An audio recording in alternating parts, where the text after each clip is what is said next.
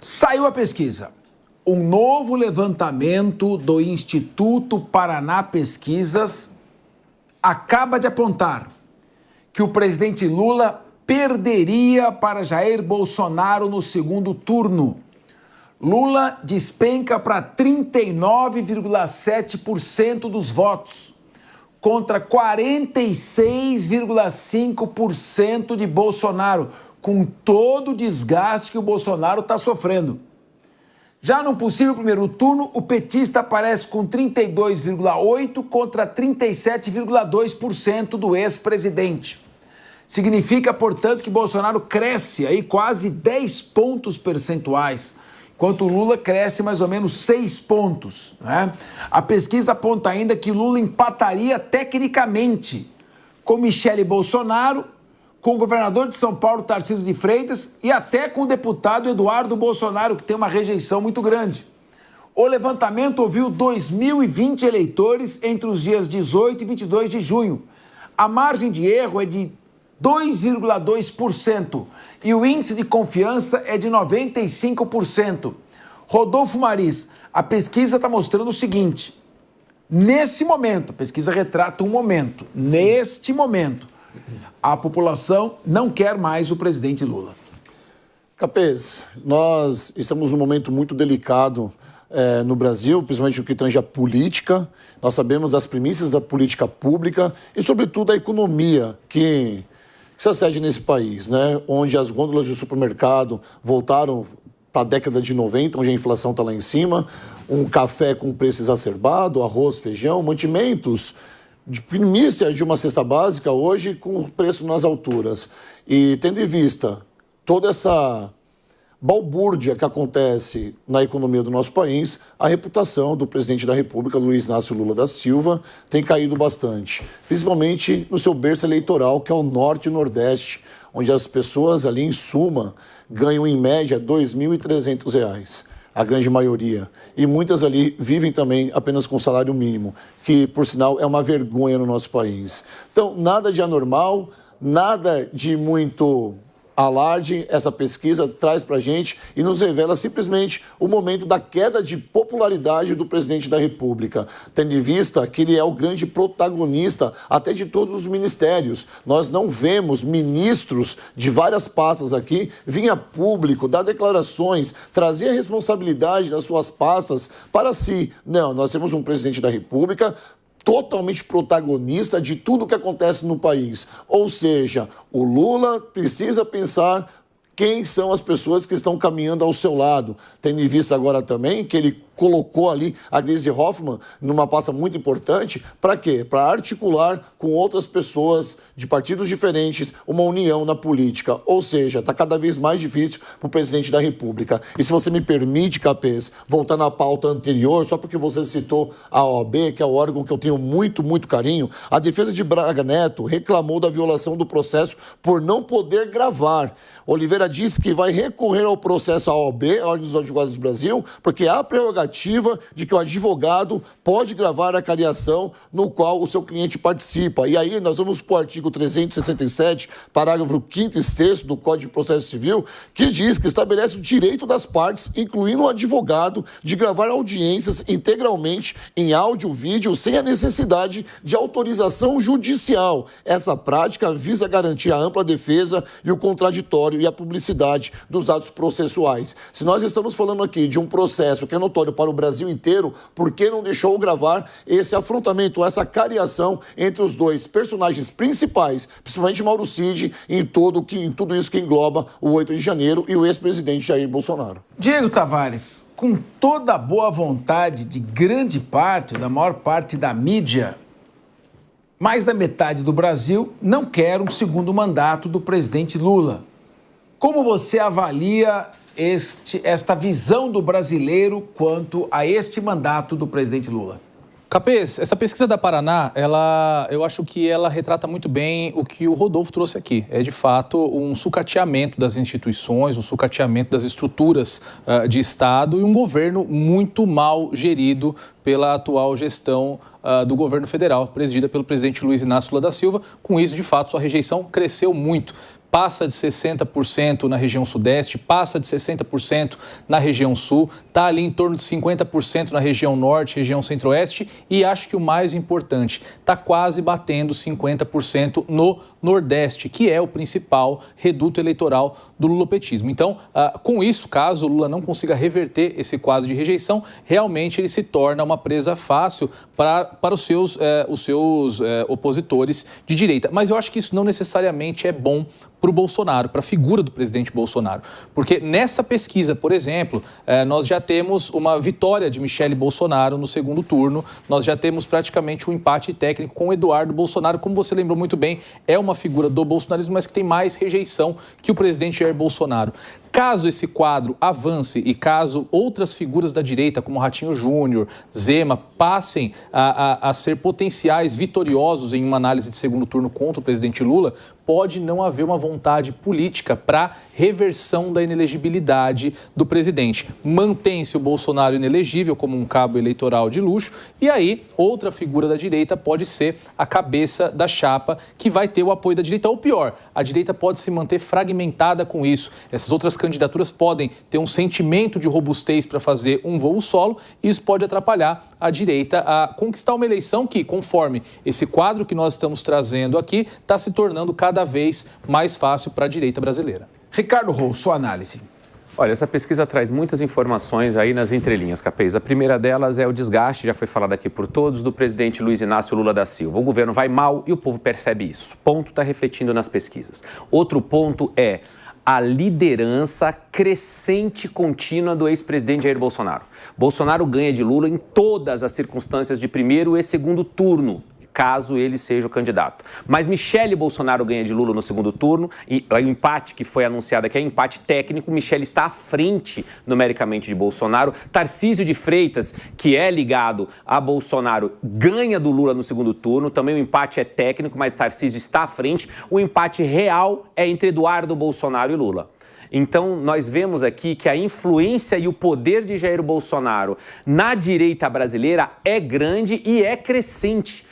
É proporcional à queda do governo Lula, da popularidade do governo Lula. Então, o presidente Jair Bolsonaro, caso não possa disputar, porque hoje está inelegível e, na minha opinião, vai ser um grande desserviço à nossa democracia se Jair Bolsonaro não estiver na cédula eleitoral de 2026. Mas caso ele não esteja na cédula, o poder dele vai ser muito grande para o apoio de qualquer um dos candidatos da direita. Acho difícil. Se a direita se dividir e tiver algum candidato que queira alçar um voo solo sem ter ali a costura e o apoio do ex-presidente Jair Bolsonaro, vai realmente ser desastroso para toda a direita. Não tem espaço para duas candidaturas. É uma candidatura bem construída com o apoio de Jair Bolsonaro, caso ele não seja o candidato. Em sendo o candidato, favas contadas, Lula está fora.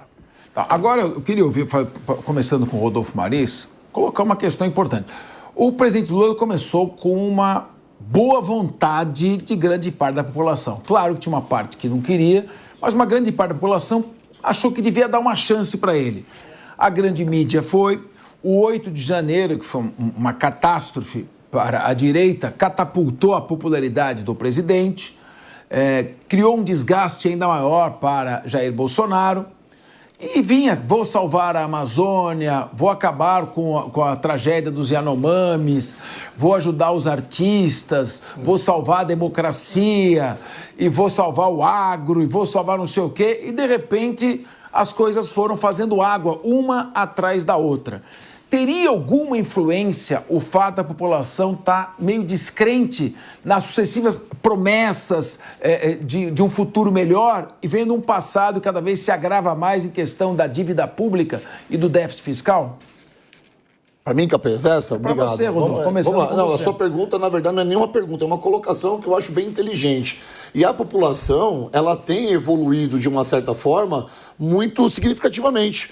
Por quê? Porque ela está buscando a informação. Se outra hora nós tivemos uma liderança aqui que era de direita e bastasse tirar a liderança de direita, seja quem for da esquerda para entrar, e a gente viveu isso de verdade, assim como nós vivemos também um potencial líder de esquerda e a direita querendo tirar esse líder. Ou seja, a polarização começou a acontecer. Mas o que a gente está vendo agora com o retrato dessa pesquisa é de fato o povo que está sendo escutado nas ruas, o povo que votou, o povo que exerce seu direito de votar, que é o direito do cidadão, está começando a abrir seus olhos, indiferentemente de que seja o Lula na presidência ou o Bolsonaro na presidência. Ele está vendo a real situação do nosso país. Calamidade da saúde pública, calamidade no que tange a responsabilidade do Estado em colocar a segurança pública, capacidade ou incapacidade de uma economia cada vez mais precária no nosso país, endividamento público gigantesco, não existe corte de gasto para aqueles políticos que estão no poder, muito pelo contrário, a gastança são todos os dias. Outro dia, quando questionado quanto Lula estava gastando numa viagem internacional para a França, ele falou, pouco me importa quanto eu estou gastando, eu quero saber do retorno que eu vou trazer. E cadê esse retorno? Porque é em cima dessas narrativas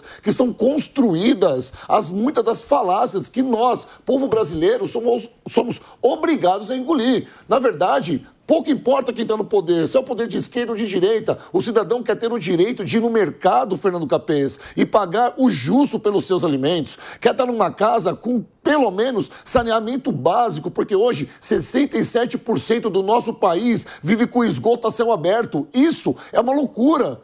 Num país que toda hora está querendo colocar aqui, pregando um país de primeiro mundo, de boa educação, de uma economia equilibrada. Isso não é verdade. Isso está longe de ser a verdade do nosso país. Então, para o povo que foi ouvido nessa pesquisa, qual é a solução? Nós estamos vivendo aquele fenômeno que nós vivemos no passado. Não importa quem está, se é de esquerda, agora eu quero um líder de direita. Se é de direita, agora eu quero um líder de esquerda. Não importa, porque o povo clama por socorro. Meu querido Diego Tavares, eu lembro que no começo do primeiro mandato do presidente Lula, o presidente da Bolívia, o Evo Morales, nacionalizou, estatizou a Petrobras e colocou o presidente Lula numa situação muito embaraçosa do ponto de vista das relações internacionais, né? Você lembra disso, professor? E veio várias matérias críticas ao Lula. A Veja colocou uma capa com o presidente com uma sola de sapato no traseiro dele, enfim. Eu falei, opa, isso vai repercutir negativamente na popularidade dele. Pesquisa, nenhuma alteração. De repente, começou a surgir uma especulação na mídia de que aquele problema levaria a uma alta no preço do botijão de gás. Eu estava participando de vários programas de rádio com uma camada menos favorecida da população. Começou o pessoal a meter o pau um atrás do outro. Você acha que é a situação que as pessoas estão sentindo no bolso que pode, mais do que qualquer outra coisa, estar repercutindo? Ou seria uma imagem de certa esbanjamento da primeira-dama, uma imagem dela que não é muito boa, que estaria prejudicando? O que seria a imagem de desacerto da Fazenda na condução da economia? Onde você vê ali a brecha para que mais da metade da população, nesse momento, não queira um segundo turno, não queira o presidente num segundo mandato? Capês, eu acho que todos esses elementos que você citou, eles favorecem ao derretimento da aprovação do presidente Lula, mas tem um que para mim eu acho que é muito emblemático, porque a fragilização da economia por si só não necessariamente conduz à baixa aprovação de um governo. Nós temos o exemplo da Argentina, por exemplo, nós temos a Argentina, nossos vizinhos, irmãos aqui. Javier Milei pegou um país muito fragilizado, precisou fragilizar ainda mais a economia, aumentou a pobreza no seu país, mas agora está colhendo frutos. Então, nesse curso, ele não teve derretimento da sua popularidade. Ao contrário, ele tem hoje na casa de 60% de aprovação do seu governo, mesmo com a Argentina ainda numa situação frágil em relação à economia. Eu acho que o que causou esse derretimento da imagem do presidente Lula foi a quebra de uma promessa muito clara que ele fez com as classes mais pobres quando da eleição. Lula se elegeu numa plataforma dizendo que o brasileiro voltaria a ter a possibilidade de fazer um churrasco no final de semana, de comprar uma carne nobre, de comprar uma picanha e tomar uma cerveja. Deu ali um alento para uma população pobre, empobrecida, fragilizada após uma pandemia e durante a sua gestão, o que se verificou foi exatamente o contrário. O brasileiro passou a ter dificuldade, em alguns períodos, até para adquirir itens mais simples da sua alimentação, que eram ali o seu refúgio. Por não poder comprar picanha, comprava ovo, mas agora o ovo está muito caro. Tu podia ter, com toda a dificuldade do mundo, o seu cafezinho de manhã. Hoje, o quilo de café está se tornando um artigo de luxo. Já surgiram até nas gôndolas dos supermercados aquelas misturas sabor café, enfim, que tem sido o instrumento pelo qual o pobre está podendo ali experimentar pelo menos o gosto de café pela manhã. Então, acho que não a fragilização da economia por si só, claro que isso atrapalha, mas eu acho que a quebra dessa promessa. E aí, sim, evidentemente, enquanto o povo passa por isso, a imagem de luxo que o presidente e a primeira-dama transmitem, que hoje com a internet, enfim, eles vivem um reality show a todo momento com o celular, com a rede social, você consegue saber o que o Lula está fazendo, o que a primeira-dama está fazendo, o que os deputados, os ministros estão fazendo. Então, a somatória disso, acho que cria uma receita muito negativa para esse governo e, sem dúvida nenhuma, aliado, evidentemente, a esses números desastrosos que nós estamos trazendo aqui ao longo das semanas, ao longo dos últimos meses, sobre a economia, sobre segurança pública, tudo isso está construindo uma imagem muito ruim desse governo e que, na minha opinião, muito difícil de ser revertida. Afinal de contas, com as nossas finanças estranguladas como estão, dificilmente o governo conseguirá, mesmo através de alguma medida populista, inventar algo para reverter esse quadro de desaprovação do governo. Pouso, eu quero fazer uma pausa para ouvir, que nós estamos com o nosso historiador, professor Marco Túlio. Professor, ao longo da história, os governos sempre se dividiram num perfil mais de esquerda, que seria assistencialista, e um perfil mais expansionista, de projeção econômica, de desenvolvimentista, que seria mais à direita. É claro que o assistencialismo agrada uma maior parte da população, que é uma população vulnerável e que precisa das ações do governo para suprir as suas necessidades. Esse assistencialismo, ele está prejudicado pela má gestão econômica, ou seja, as empresas estão cada vez mais tendo dificuldades, entrando em recuperação judicial, e o crescimento do PIB, ele se dá por um meio artificial, com gasto de dinheiro público e, consequentemente, com endividamento e inflação. Como é que o senhor vê essa equação num governo assistencialista que depende basicamente de uma economia forte, mas faz de tudo para que o empresário e o produtor e o condutor dessa economia tenha dificuldades? Certo, vamos colocar da seguinte forma. Hoje, o que reflete na pesquisa é o seguinte: para o eleitor, seja ele de direita ou esquerda, qual é a pauta mais cara para ele? O que mais influencia ele tomar uma decisão? A economia ou a segurança pública? Se você pegar a pauta detalhada, a pesquisa detalhada, muitos vão falar o seguinte, que a segurança está batendo mais forte na sua decisão do que a economia. Isso vai indicar, em 2026, se iremos para um candidato próximo ao Milei ou próximo ao Bukele, lá aquela experiência ali na América Central. Eu aposto que a segurança pública irá delinear o próximo candidato. Agora, em relação ao assistencialismo, é bom lembrar que quando fizeram o tal novo arcabouço fiscal, o que aconteceu? Gastos em saúde, educação e investimentos em alguns setores ficaram de fora do balancete do governo federal. Ou seja, esses Como é que gastos... Explica isso de novo e com calma para o telespectador entender, por favor. Alguns gastos, principalmente na área social e na educação e na saúde, ficaram fora do arcabouço fiscal. Isso daí são gastos. No momento em que você tira eles, a gente perde o controle, volta na década de 80, em que um governo não tinha nenhum controle sobre as suas finanças.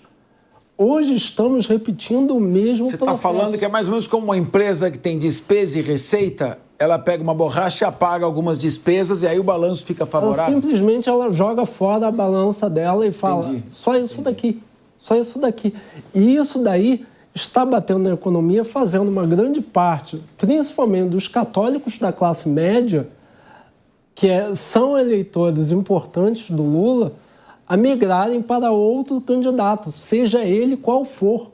Seja ele qual for. É o que eu falei. A falência da economia, como bem observa o assessor do Bill Clinton, a economia é estúpido. E James Carville. E a questão da segurança pública são cruciais para a eleição de 2026. Bom, Ricardo Rous, segurança pública, insegurança econômica, desorganização administrativa, falta de controle, fraude do INSS. Você pode escolher aonde vai bater. E você veja um exemplo, a fraude do INSS. Em vez do governo apresentar claramente quem são os culpados, apoiar uma ação efetiva para a responsabilização das associações, das entidades, apoiar uma CPI efetivamente, ficou fazendo onda e tentando esquecer o assunto e jogar a culpa no Jair Bolsonaro. Isso também não é visto como uma falta de comprometimento com a transparência? Capês, com toda certeza. São muitos pontos. Daria para a gente ficar falando aqui a tarde inteira sobre os diversos pontos que impactam nessa queda da popularidade do presidente Lula.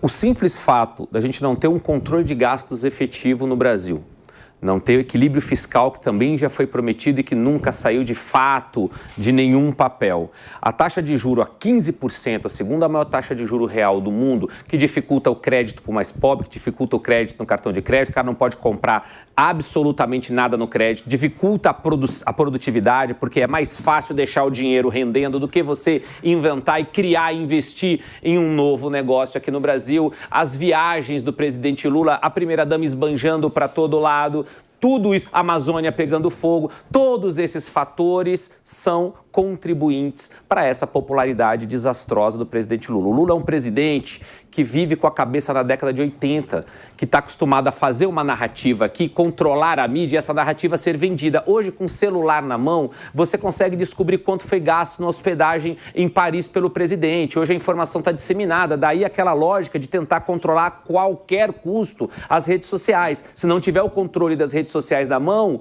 não terá eleição em 2026. Então a gente vê que essa narrativa vai se repetindo em todos os lados. São muitas frentes ruins, o governo é um governo fraco, é um governo ruim, somado a um Congresso que também, na sua maioria, é muito ruim, é muito incompetente, está só preocupado com as emendas parlamentares, também não faz a sua parte. E aí a gente também tem, por outro lado, um judiciário que quer legislar, que quer dar palpite, que quer governar o Brasil, que se acham ali alguns ministros os reis da coisa toda, e aí nós temos uma baita de uma crise institucional, o país indo para o buraco. Resultado disso é o que a gente está vendo na Paraná Pesquisa. Quase qualquer um bate o presidente Lula. Quase qualquer um. Mas é importante também destacar que é o seguinte, a gente teve ali uma simulação com quadros muito ligados ao bolsonarismo.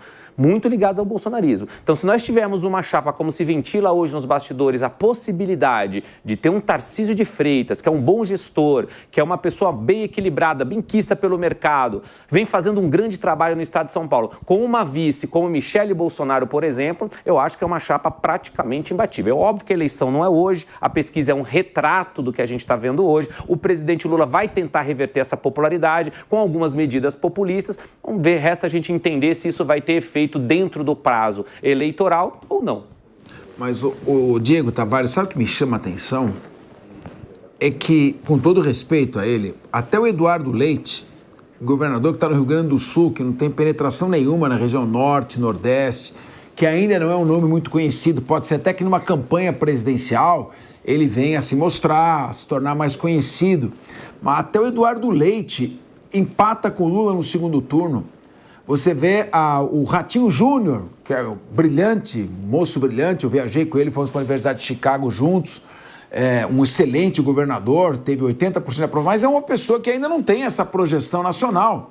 Muita gente nem sabe quem é Ratinho Júnior e ele chega no segundo turno empatado com o presidente Lula. O governador Tarcísio de Freitas, né? Normalmente o jeito que é forte em São Paulo não necessariamente é forte no Brasil, né? O Serra, o Alckmin perderam várias eleições. Então, eu pergunto a você, o que a gente está vendo, na verdade, é o eleitor mais dizendo, no segundo turno eu pego qualquer uma, não pego o Lula. Tá ruim demais assim ou será que também não é tanto?